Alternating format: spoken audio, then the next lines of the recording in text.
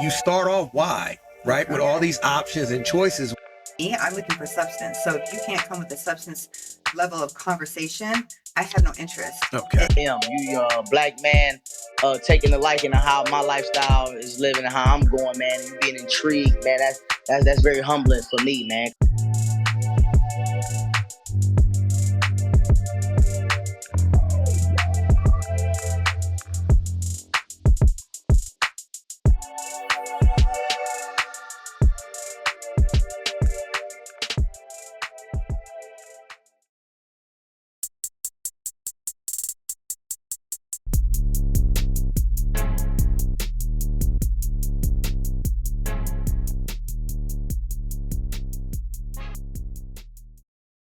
Okay, so I reside in London, England, London, in West London, a place called Chiswick.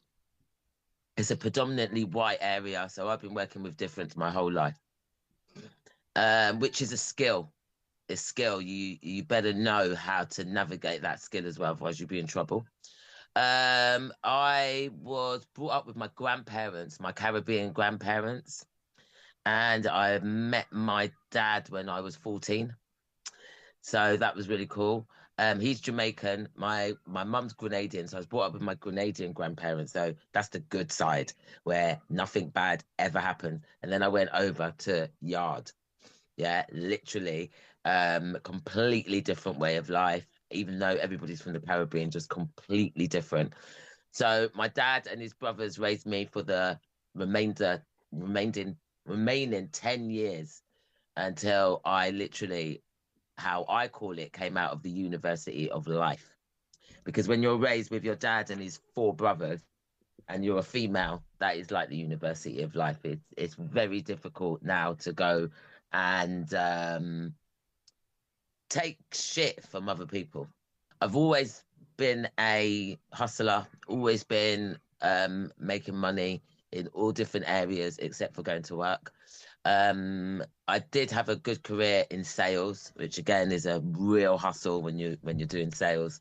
Then I had children. I had 4 children. And my life changed when I had children. It just changed. My children became the purpose I was living. Now they're grown. So the eldest one is 4, the youngest one is 14. And I am living my life. So I've become Figs. I've created this brand, which means fuck it, I'm going solo.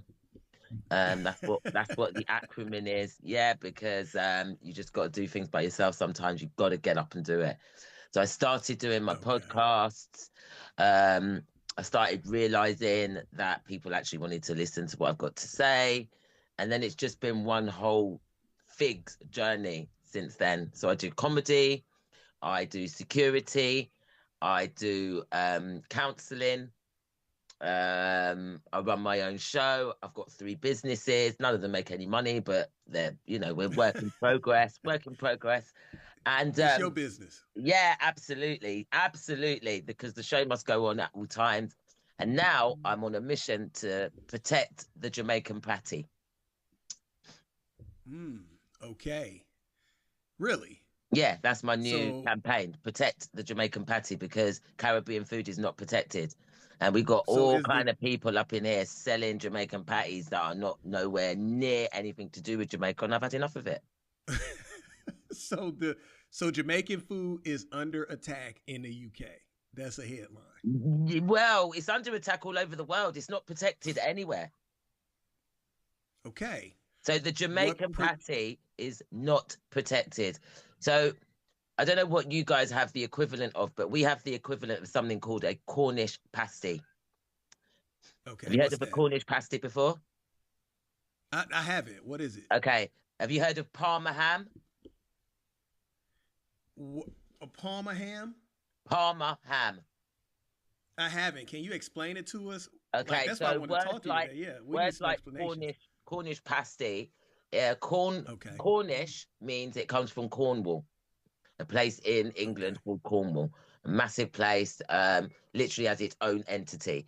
And a pasty is like a patty, but it's made the other way. So it's got lots of meat in it, pastry on the outside, but instead of it being crimped around the sides, it's crimped on top. Okay. That Yeah. makes sense. Right. So you are not allowed to call a Cornish pasty unless it's been made in Cornwall. Okay. And You are this not is not a allowed. Jamaican. Hold on, this is not a Jamaican dish. This is a Cornwall dish, right? Got it. Okay. I Right. get where you're So going. the Cornish pasty has been protected by the people of Cornwall. Okay. They were fed up of people selling something called a Cornish pasty that had nothing to do with Cornwall. So they legally protected it. So now all over the world, you will not be able to buy a Cornish pasty in a normal bakery, in a shop, anywhere. If you do, they're breaching the agreement unless it's been made in Cornwall or the ingredients are from Cornwall. You know, it's being properly represented. Now, back in the day when Great Britain colonized Jamaica, they brought the Cornish pasty with them because it is designed to hold your food. The pastry was never meant to be eaten because that food was for the tin miners that mined tin. Yeah, that went down in the mines and gathered tin. So it was designed to keep the food inside, the meat and everything, hot. And the crimping on the top, the crimping on that you see on the side of a Jamaican patty is to make sure that no dirt gets in. Okay. So they would open up the patty, patty, eat the inside, the filling, which was hot, usually meat, and then disregard the pastry because the pastry would have by then been dirty. So it's like a case. I guess I never realized that was why, like you would wrap something in paper. I always thought it was like a pie. Like, No, it's poor people's food. Really? Yeah, poor people's food that needs to be kept warm, be protected while the men go to work. So instead of having a plastic bag or instead of having a container, they had the pastry. The pastry protected the food. I never put that together, ever. Well, that was why pastries are there. This is why I'm here, you see, to educate the world. And I'm here also to protect the Jamaican patty. So what happened was the Cornish pasty went to Jamaica. They was like, yeah, man, this is a good idea. What they done, they got the spices from India, the curry, the turmeric, and they added the Scotch bonnet, and then they made it into the Jamaican patty. So it has these roots like through different blood, different nationalities, different parts of the world. So Indian people have it. It's called a samosa. Okay. Same concept. So what makes it particularly, why does it need to be protected then if it is like going through these gateways through people's cultures? Why does it need to be protected for Jamaican people personally? Yeah, the reason that it needs to be protected is because it actually exists. The patty is Jamaican. The Cornish patty is Cornish. The samosa is Indian.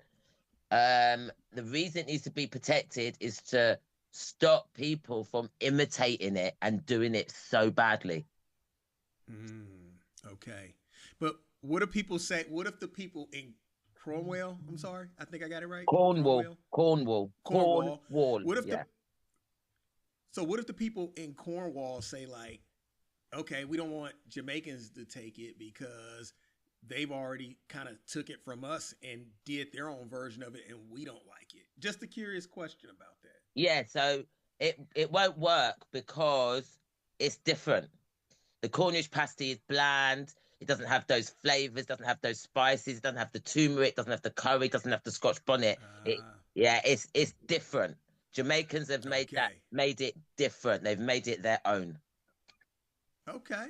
Okay. The Cornish people, can only say it originated from there, but as usual, you know what we do, we just make everything better. I get that. I get where you're coming from with that. We definitely can spice things up. I think that's who we are as African people of African descent from around the world. Absolutely. Yeah, Absolutely. we can spice things up. And make We it are. different. Change the name and just make it so that it's different. But what makes Yeah, me well, you. laugh is that the Brits always have to have something to do with everything. You know what I mean? They just can't Of keep out course. of it.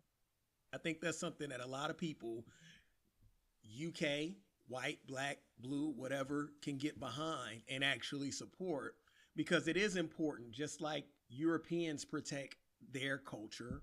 And yeah, and you know, their history, so must Africans of all national well not all nationalities but Africans from all around the world, people of African descent, so must we protect our history and our culture. I don't have a problem with it at all. I think it's great.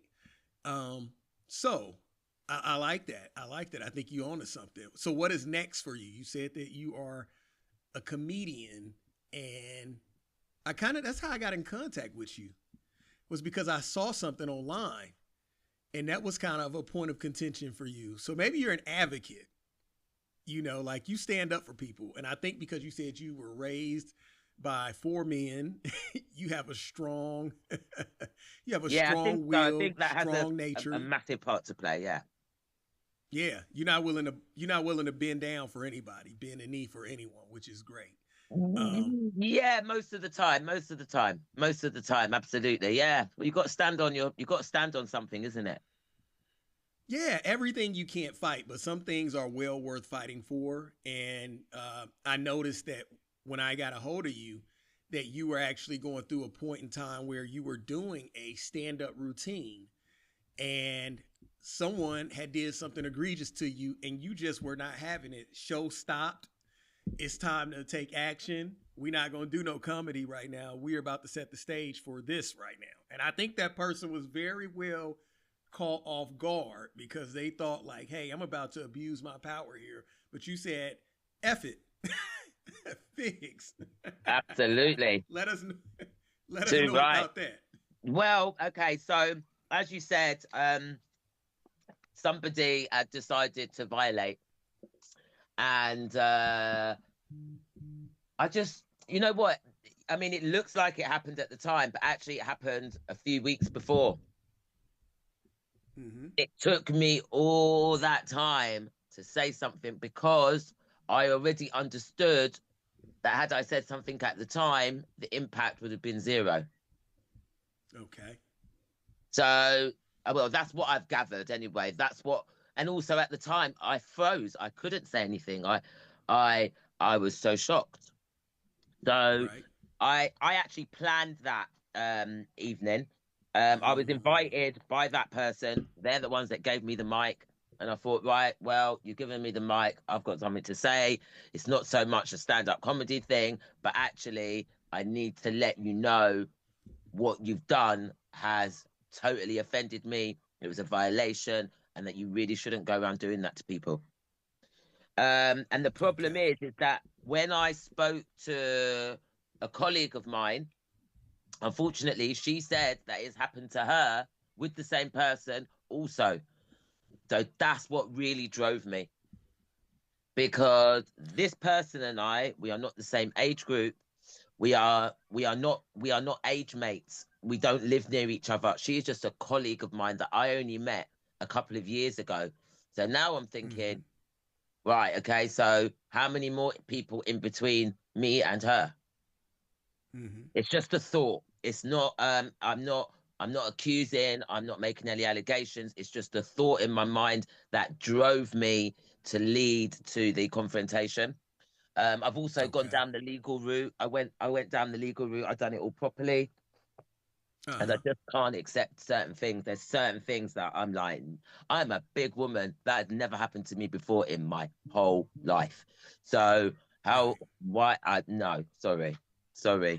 No, no. Sorry. So I think I get where you're going with that. I think what you were saying is that this person did something along the lines of harassment, whatever it may be, some harassing action that this person did to you, and they have been doing it to other people. So you took it upon yourself to advocate for those people. So I think that was really important. That's what really pushed me towards kind of reaching out to you, because I myself can be an advocate for people as well, and I stand up for people who don't have a voice. So I did like that about you, and I think that's what people need in this world is strong people of either sex that can reach out and that can be bold enough to actually push against these systems and these powers that people collect. That's why we have some of the issues that we have, the larger issues that we have in this world today, such as the Epsteins and all these other people who sit in these silos of power who abuse people. So kudos to you. Who's to say that you haven't helped someone from down the road who may actually have been a victim of a true crime that goes a lot longer than that would actually transcend harassment itself, such as rape or some other type of violence. So good for you. I'm glad that you did that, because that speaks to society, is that if good people don't stand in the way and try to stop people from doing this, then that's oftentimes what happens. The nature of that sin becomes something big. So I love that about you. But beyond that, how has comedy been for you?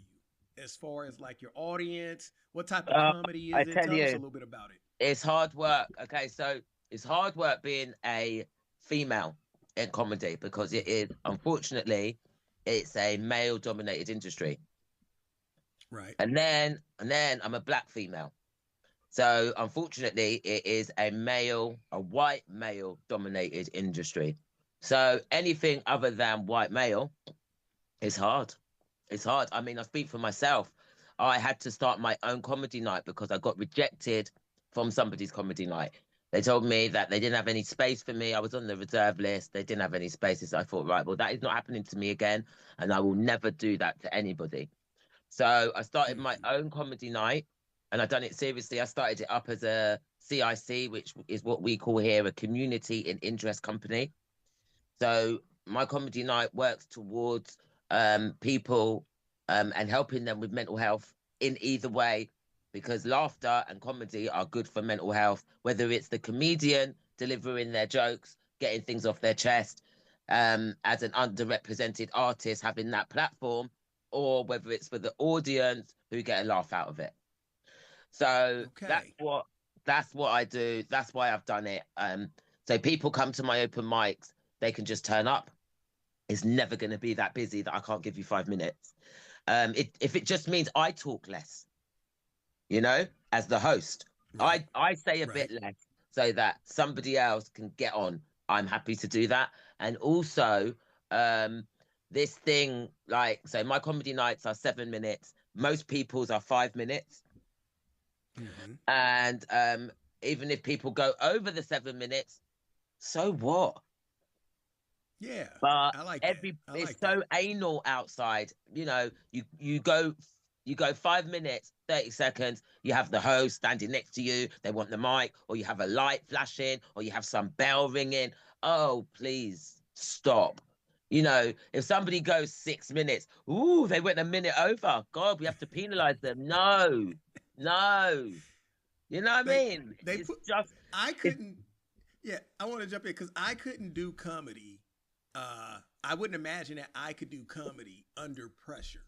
In order exactly. to actually, yeah, to sell my jokes through, I cannot have a time frame. I mean, there can be a hey, 5 minute, you hear a little ting or something. I'll be like, oh, okay, maybe I could wrap up this one and just call it quits early. But as far as feeling pressure, like I'm under some type of like constraints where when I'm done, I could be penalized. Oh, the jokes are over with. It's just going to be a pressure vacuum. No way. So I think that's going to attract a lot of people. Oftentimes, people who try to run these different organizations or shows or events, they're so inflexible with time that they take away from the art of what you're doing. And that is it, what you just said. Perfect. Mm-hmm. Perfect. It just takes Comedy is not away from the scripted. whole. I mean, you wouldn't interrupt somebody in the middle of their sentence and say, "Oh, you finished. You've had enough time now. You gotta shut up. You just wouldn't do that. It's just rude." No, No, yeah, it is. It is rude. So people enjoy comedy, especially in the U.S.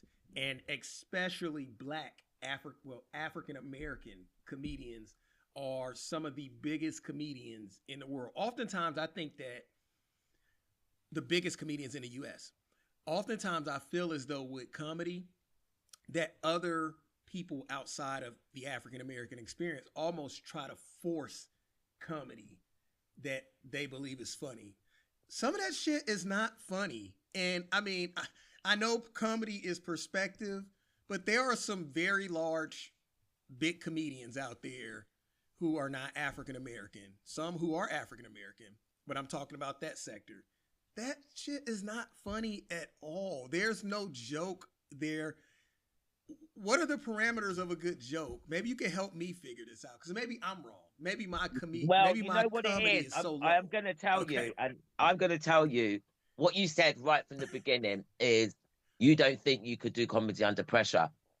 I think that maybe comedy, in the sense of comedy, is not for you generally, simply because of the statement that you just made, saying that Okay. those jokes are not funny because they're not funny to you. Mm-hmm. That's it. Yeah, I could. That's it. I could take it. You know what? But I do get what you're saying because I kind of criticize myself as well sometimes because my brand of comedy that I like is quote unquote it's low comedy. It's not high comedy at all. I'm still into like the slapstick comedy. Okay, somebody getting hit with a gigantic fist or the jackass comedy. I do get a kick out. That makes me laugh so hard. So maybe I just have a low IQ when it comes to comedy. Maybe in and of itself, I don't know. But definitely with comedy. I think you're right. But I think that actually, because it's not your thing, you don't put that much thought into it. You just don't put that much thought into it. Because sometimes people can be saying a joke, and if you miss a little bit of the joke, then you just lost the whole joke. And which is probably where you are. If you don't find it funny, then you're not going to engage, and you're not going to get the punchline. Then it's just not funny. No. Like I said, the thing that I like about doing this show is I'm not only I don't play like the I don't play like I'm the know it all be all like some podcasts. Oh my God. I'm actually I'm here to grow with the community, right? So. Oh, you are so one of the few. I just listened to a podcast. I mean, I've just been on TikTok live before I came on with you. And there's a group of men on there right now talking about women without a woman's perspective, which is hilarious as far as I'm concerned, because you're not learning, you're not growing. They're just literally having a bitch fest about women, and they're all encouraging each other. And I came in and I said something and they were like, no. And I was like, you know what? Let me just get out of here. Let me go talk to Eric. Right. I don't know any. That's the thing. Even though, I'm 45 years old, 44, excuse me. I know a lot of things, but I don't claim to be an expert on much.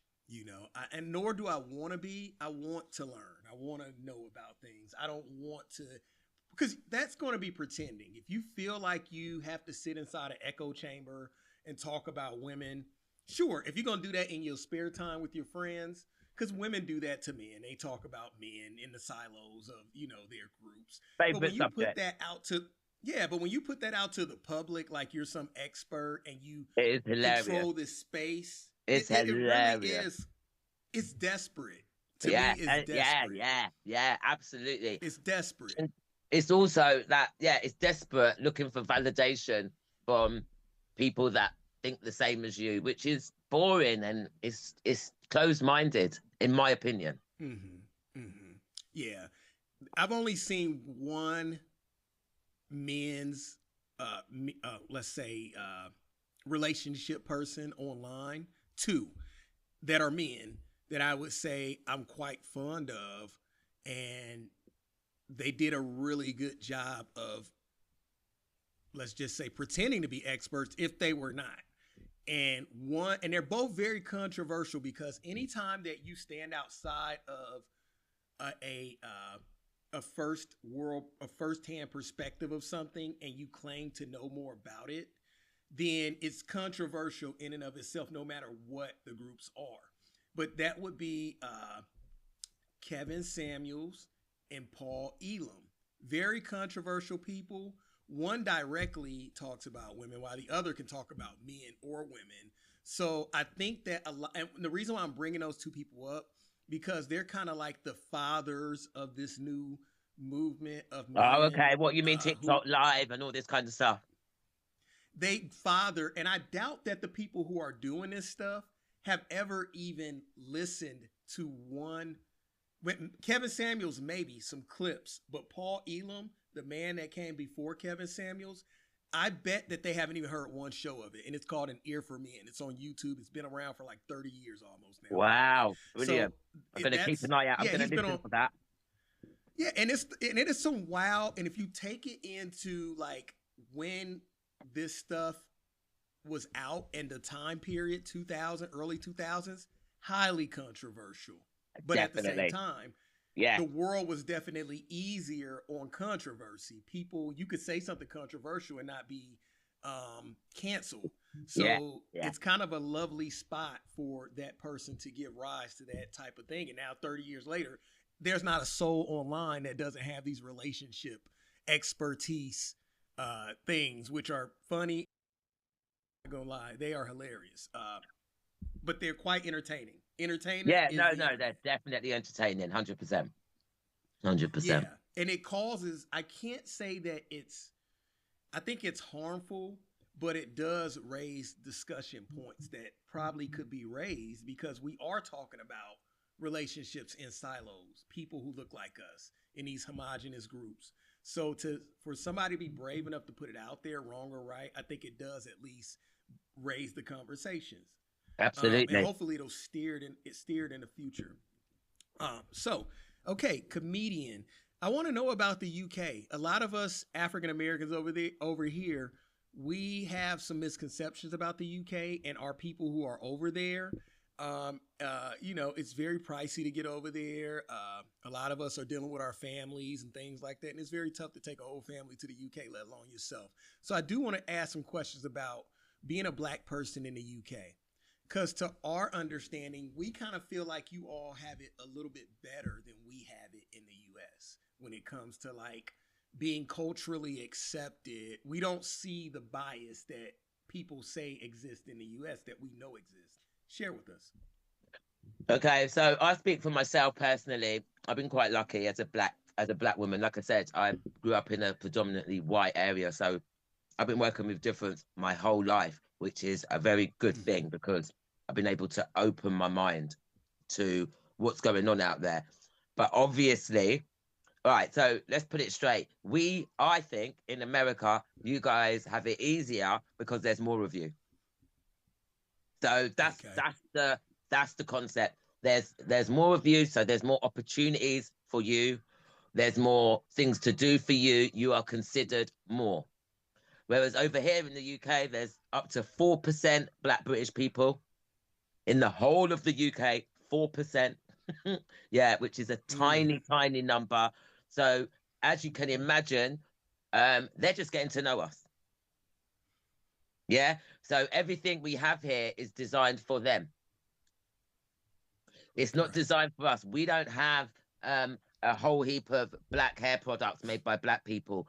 We don't have a whole heap of Black food made by Black people. We don't have a whole heap of Black fashion made by Black people. We don't have a whole heap of Black music pushed by Black people. We have a lot.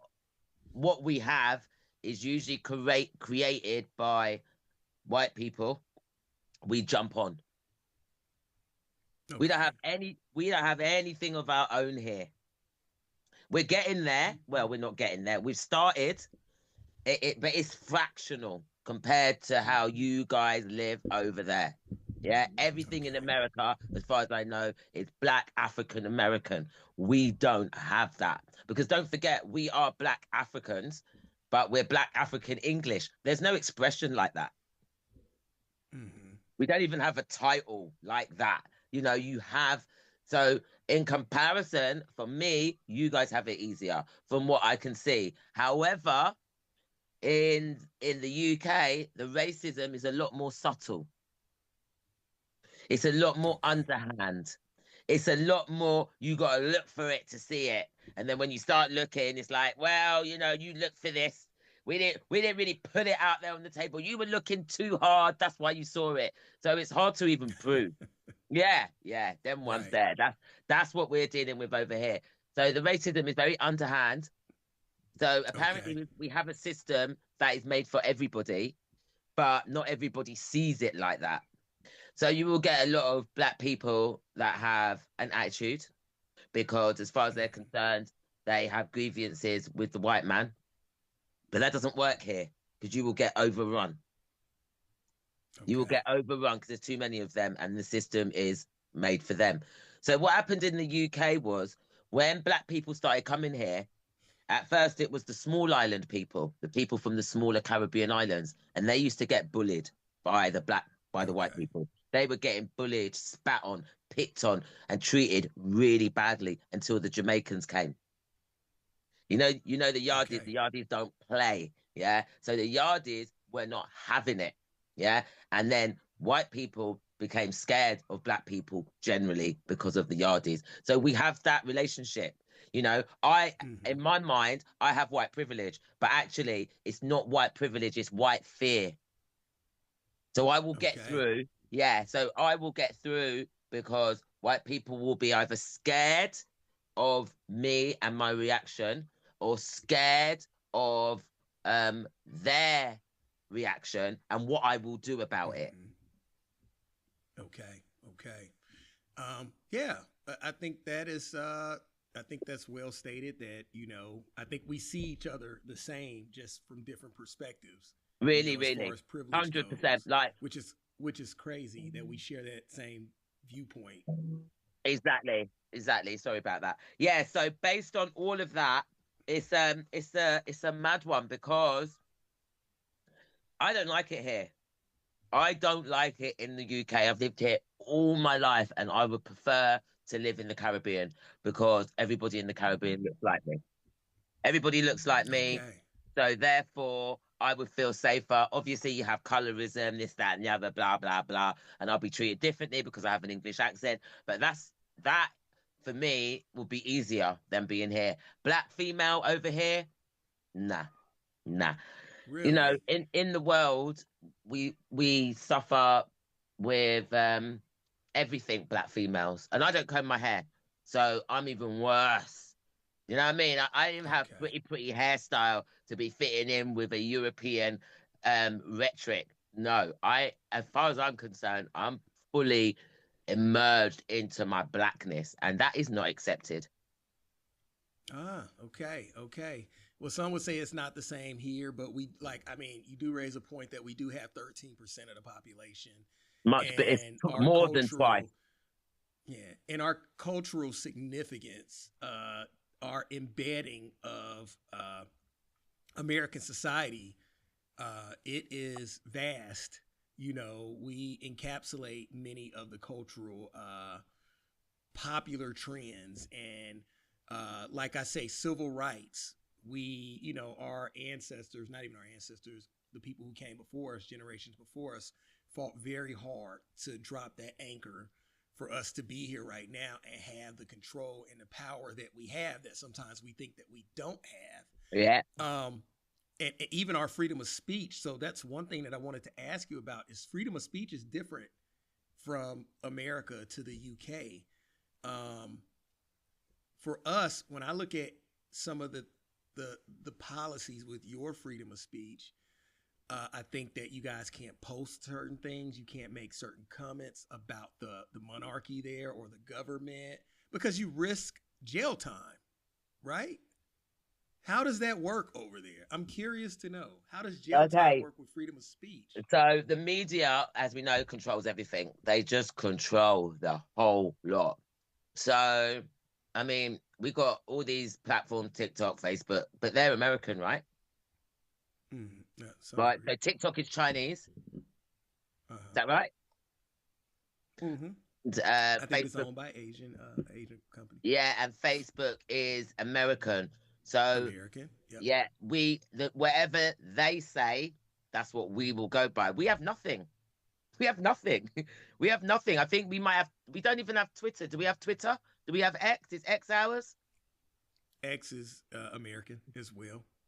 You know, so based on all of that, we don't really get to say much. Everything is a violation. Everything is you're not meeting community guidelines. Over here, everything is based on how people feel. So does that mean that if you were to say something about the prince or your government leadership there, that there could be a knock on your door and you could be put in jail? No, I don't know it to be that much, but I do know that it has to be true. Okay. It has to be true. The slander, no, it's not going to work. They will just take it down. They won't knock your door. They just take it down. They might ban you, blah, blah, blah, blah, blah, blah. But yeah, it isn't. I mean, unless it's to do with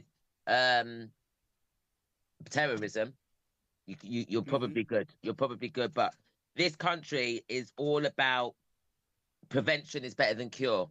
The British are very much like that. You know, that's why there's not that much trouble in Britain most of the time, because they have preventative measures for everything. Okay. Now, what about crime over there? Yeah, so crime over here is on the rise and has been on the rise since COVID and Brexit, because everything here is so expensive. So they have this law that says unless you steal £200 worth of product, they don't call the police. Ooh, okay, that's interesting, isn't it? And then so they do. say, I can just yeah, you can so just go to the shop, take what you want. The security guards might hold you, and you might be banned from the shop. You might be embarrassed, whatever. But the police will not come, because what they've done, they have cut at least 30% of the police force. They've closed down the police stations, etc., simply because everything is so digital. Like obviously in America, it's definitely the same, right? There's a camera. Yeah, we have digital currency, and we have a kind of surveillance state. Yeah, so that's what it's like here. So they're going on this premise: work smart, not hard. Right. Okay. And it works. It works really, really well. I mean, the British, they have great technology, don't they? They have great insight to technology and how they facial capture recognition, all of that. I mean, when the wars are on, people are coming to us to be trained for all the technology and this and that, and blah blah blah, because we're good at that. And that, I mean, for me, I'd hate to be a kid now. They can't do anything. They can't say anything. And like I say, over here, it's all about how you feel. Everything is based on how you feel. So if I make you feel embarrassed, intentionally or not intentionally, there will be a problem for me. What does that problem look like then? If I embarrass you, so if I'm a Brit and I embarrass you. For instance, I went to do some fundraising because I fundraise for the homeless as well. It's something that I do in my spare time just to make me feel good. And yeah, and a lady was about to donate. I don't know what I said. I don't know what I said, but I said something that made her feel embarrassed, and then I had to leave site. Okay. No investigation. No investigation. No my side of the story. I had to leave the site. So did the police come out, and was this a white person? No, person? It was definitely a white person, and the police didn't come. Had I not left the site, maybe they would have come. Yeah, but over here we're a mental health country, you see. So we've been cast as a mental health country. So as soon as you mention how somebody made you feel, your mental health is affecting you, that's right. It. Whoever is attacking you has lost. Okay. Okay. Well, yeah, that's something that I didn't really I didn't think I would hear that, but yeah, that's I didn't. So you guys kind of got like an embarrassment laws going on over there a little Yeah, bit, it's or just how you make somebody feel. So harassment could be um, harassment in the workplace, especially, is we don't even have to do anything intentionally. You say one thing, you offend somebody, that's it, mhm, you're out. It's you're all out. very British here. I don't know. It's very straight and it's very British and it's very. We're still in that stage of no sex, please. We're British. We're still there. I don't know if you've Hmm. ever heard of that expression. I haven't. No, no. No. What is that about? So basically, the British were classed as very prudish back in the day, talking about sex. Oh no, darling, we don't do that. You know, as if we don't have sex, Right. as if we're not the most barbaric country like ever, as if we're not. It's all very hush hush and oh darling and the stiff upper lip and the class system. I mean, I think the class system runs all over the world, but here it's so noticeable. It's crazy. Okay. Um, so I did want to kind of stay on the crime thing for a second because there's a question I want to ask. Why do you all have like knife attacks? What's the big thing about that? Why is it there's so many knife attacks in the UK? What is that about? Right, so Why are I knives the feel, preferred? yeah, knife crime has been on the rise, but what's happened is in London is so much more highlighted because London is the capital city, and Mm-hmm. London is the place where they don't do anything about it. It's like London is the place that actually the drug selling, the knife crime come hand in hand, the gang culture. It's like they can't control it. They don't know about it. They won't even go find out because it's all minority people. It's all poor people doing that. So they just let us get on with Mm-hmm. it. It's I Okay. mean, from what I've seen on the television and the films and all the rest of it, a bit like America. You know, we're becoming a bit like that. And don't forget, we don't have guns here. So Why if you not? want, because it's just not legal. It's just not legal to. You need a license to carry a gun here, but you need a really good reason, like you're a hunter or whatever. You won't just get a gun to protect yourself. No way. No way. The police So don't carry so guns. knives. What'd you say? The police don't carry guns. The police don't carry guns in the UK? You must be Are you kidding joking. me? No way. What? Well, how does Mm-mm. that? Do they carry knives? What? What? No, they carry a taser. So they only have tasers Yeah, for people with knives. yeah. But you see, the thing about us is we're not like you. We're not bad like you. We just be we just be playing with each other. I mean, you will hardly hear of a policeman getting attacked or shot or whatever. I mean, it's very, very rare. Very Wow. rare. Yeah, very rare. The Okay. crime is kept amongst themselves. So we haven't got to the stage yet where we blame the government for everything. We're still at the stages where we're Hmm. blaming each other. Okay. So you got more communal violence, We've community got violence much more. So within we people. have community police because of this reason. I don't know if you guys have that, but Okay. we have policemen and community policemen that What's the work. difference?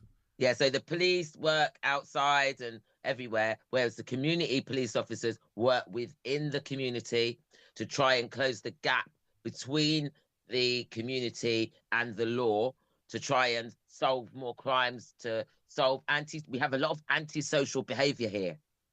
ASBOs Hmm. is called, antisocial behavior orders. We have a lot of that where people just be being unruly in what you call the projects, we call an estate. You know, you get people that live in Okay. council estates, which is your equivalent to the project, and they Right. seem to be treated differently because they are the lower working class. Um, Hmm. and we also have I was going to say it before, but I can't remember. But yeah, we have orders like that, and these community police, they are what the people in the community call the plastic police. They have no power to arrest you.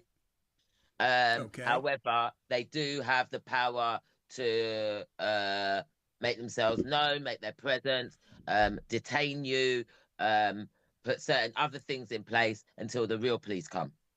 And then Okay. we have the City of London Police as well, which is like a completely different organization which just works in the City of London to protect the Queen and the Prime Minister and all those important people that work in that area all day, every day.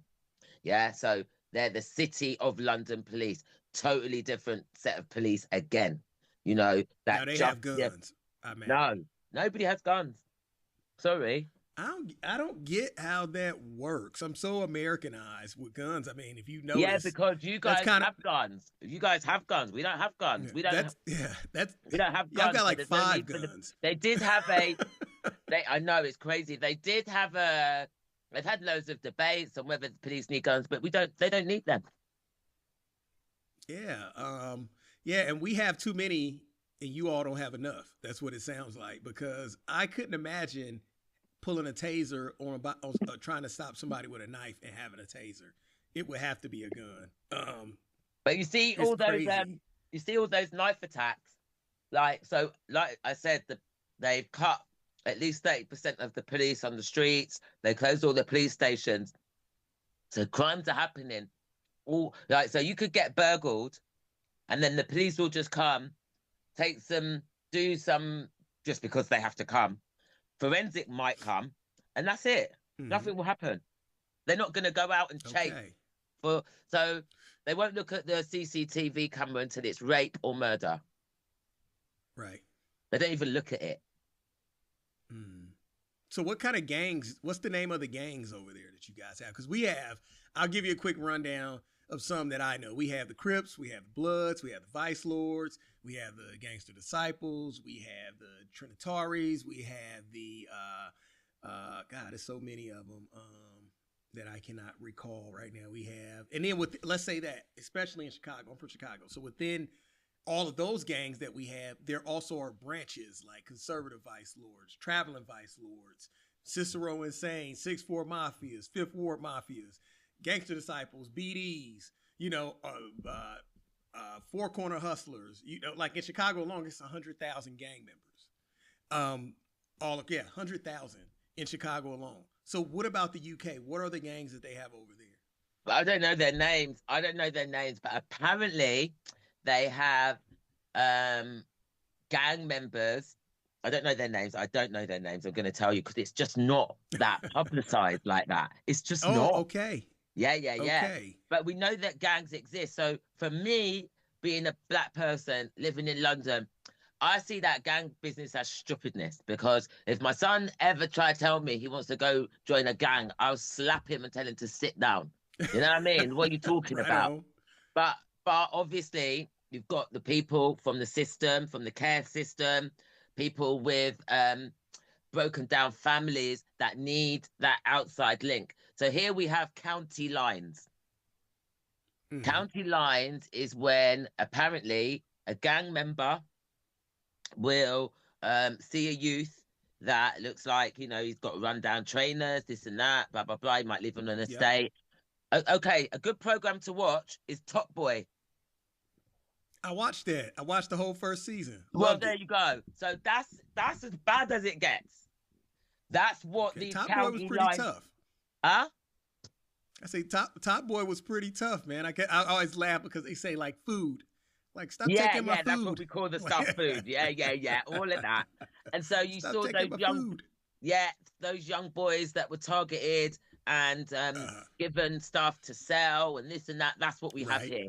Yeah, that's what it is. Right. But it's money orientated. It probably ends people up in jail. I mean, I'm not saying that people don't die, but it's not like where you are. Nowhere near it. Nowhere Yeah, near. every day somebody dies. Every second somebody dies in the U.S. I mean, No, You no, know, no. It's not that commu- bad. It's yeah, not that deep it's here all. with that. Yeah, we have a huge issue with crime and with violent crime in our country. Um, yeah, Chicago alone, probably this year we're probably already up to 180 murders, if not, and that's low. Yeah, well, there That's you go. low. In the UK, we're Yeah, probably up to that in the whole of the UK. yeah. It was one year in Illinois, let's just say Chicago alone, where there were more deaths related to gun violence than there were deaths of soldiers in the Iraq War. I mean, come on. That's Yeah, bad. yes. It is bad. It's a crisis. It's a public crisis, which is why when you speak about the police that you have there that are community based, there's a really big need for that in communities because a lot of this stuff is community violence Yeah. that is stoked by generational issues that have not been unraveled and you know that have just kind of came into like this huge cabal of death where once you start killing you can't stop because it's this ping pong effect, where you kill somebody who I love, now we kill somebody you love, and it never ever ends. So I actually like what the UK is doing with that. And to be honest, I really like the way that you all as Black UK people carry yourselves over there. I think it's a certain dignified stance and kind of like just the way we look at you all, we look at you in that kind of like not prude, but definitely what's the word I'm looking for here? Just you carry yourselves very, even though you're normal people, you carry yourselves professionally, even the way you sound. We love Yeah, the British whatever. sound. That's just an We love it. illusion, bro. But we love it though, we love the sound. We love, we love the Make it words. until but, you make it, baby. well, you guys can definitely do that. Yeah, But we're then good at that. We're good at that. Well, this is what I was saying to you about preventative. Yeah. We're good Okay. at preventative measures in the UK, because they don't want their UK to be like America. They do their best for it not to be like that. Right. Yeah. Yeah, this can pretty much be viewed as a warring nation within itself with all the different crimes, violent crimes that we have from gangs to then we had the mafia. We had the mafia for 100 plus years. I know. And then we have organized crime. Then we have crime within the ranks of our departments in our government, such as we have police crime that police are, not propel, but there is certain elements within our professional organizations where we have crime within itself as well. So I think America, we definitely could use, we definitely could use some of the examples that you all have done and set as far as crime reduction. So whatever that's going on over there, it's better than here. So you're safer in the UK than you would be in America. Now, if you came to America, That's you would for have sure. a blast. No, I can't deny that. That's fact. That's fact. Yeah, you would have a blast in the United States because even though it sounds scary to some people, you can go around and enjoy your life and not be bothered. The problem is a lot of the crime that we have is centralized to our poor, disenfranchised neighborhoods.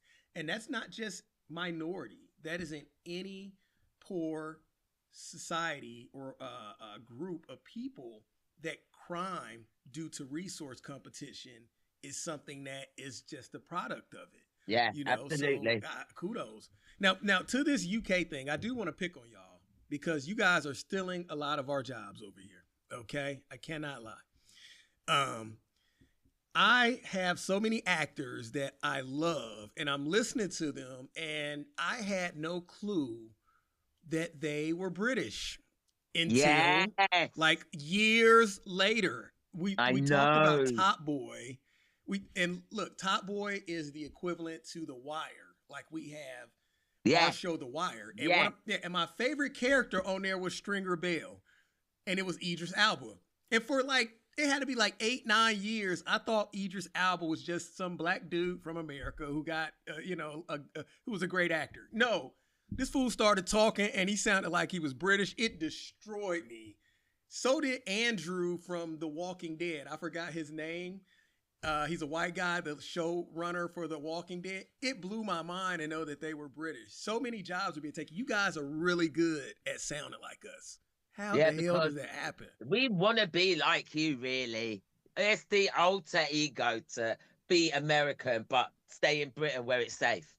You know what I mean? We love the accent. We love the music. You know, we love the fashion. We love everything about America, but us being British now, it's like we're scared to be actually American or come live there. My dad always said he's glad his parents moved to England and not America because he would be dead. He wouldn't survive. He wouldn't have survived. Might be. Not with the lifestyle that he was looking to live. The lifestyle that he lived over here, he could never have lived it in America and lived more than 30 years. It wouldn't have never worked. Yeah. I lost 4 friends in high school, so I think he's right. There you go. There you go. And that wasn't even, and that's not even all the kids who died in the high school. No, exactly. So, absolutely. So he has a point there. So we got this new show called Snow. Well, it's not new. It actually just wrapped up about 2 years ago. But Snow had another English guy on there. I forgot his name, but he was a really good actor. And he's doing great things in our area, in our yeah, because you guys got all the opportunities. You see, you've got all the opportunities, all of them. I get that, but how do you change your voice so well? This is you know what it is. It is years. This is my theory. Wait. I want to say this because I really think that because we have kind of a broken English way that we speak. Our dialect is like broken English from England, that it is very easy for you all to sound like us because it's just a broken English. Exactly. Right? It's just broken down version. Well said. Well said. That is a perfect way of putting it. So for me, when I hear American people speaking Jamaican, I'm like, ugh. That don't sound right. No, it don't sound right. Sounds really weird. You shouldn't be doing that. Stick to American. You know, you've already got your broken English. Stick to that.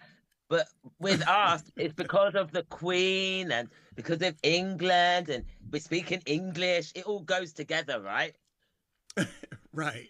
Whereas you guys, you're speaking English, but it's in an American accent. It's easy to do. We've been watching you guys on the telly since we've been born. Okay. I'm gonna put you to task. Okay. Can you sound like a black woman from America right now? Can you do it, please? Just try. Oh yeah, Please. honey, I can do that. Not a problem. I mean, I speak like you guys all the time. I'm always watching the television with you guys, you know, acting and, you know, and it's really, really easy. I mean, obviously, if I practice more, I could get better at it.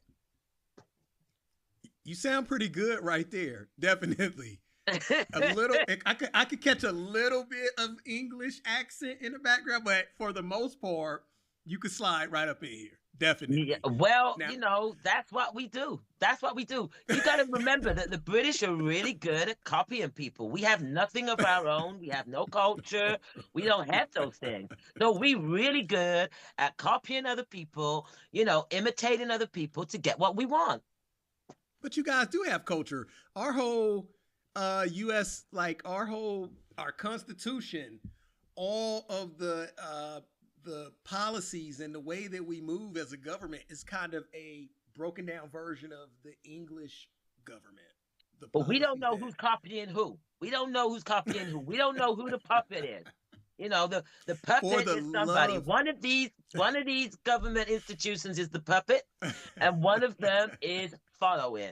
You know, is the leader. I don't know which one it is, but I can tell you this: that our laws are based on very strict, stringent. Oh, we are British. We don't want no influence from any other country kind of policy. Right. You know, and all policies and all governments are mainly based on money. You know, money has no prejudice. Money goes anywhere. and gets used and abused. You know, for the love of God, I have tried to do a British accent, and it is just messed up. Let's My listen wife to it. Let's hear it. let me see if I can do this here. Bloody hell. What? That's about as far as it's bloody. Why Okay, hold is on. the Wait. first thing that everybody says Bloody about hell. English people is bloody hell?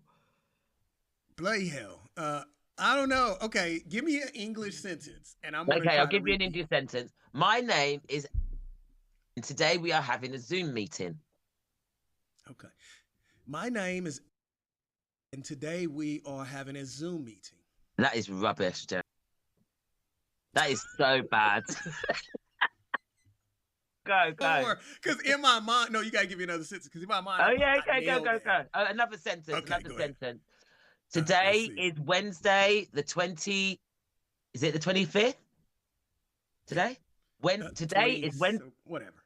Yeah. Today is okay. Today is a very spring day in March, and the new season that is about to arrive will be summer. I forgot everything. Okay, hold on. Give me a shorter sentence because Okay. I'm old. Today is the first day of spring. Okay. Today is the new day of spring, or whatever you just said. Okay. That's what I'm getting at. You I'm no just good. stick to I'm no American, good. mate. It's much better anyway. No one really wants this dumb British accent. It's rubbish. Yeah, I actually like it, but I just can't do it, and that sucks. That you really need to hurts my feelings, practice. but- It's all about practice. If you really wanted to do it, you would practice. My grandparents were here for 40 years, and they never lost their Caribbean accent because they didn't want to.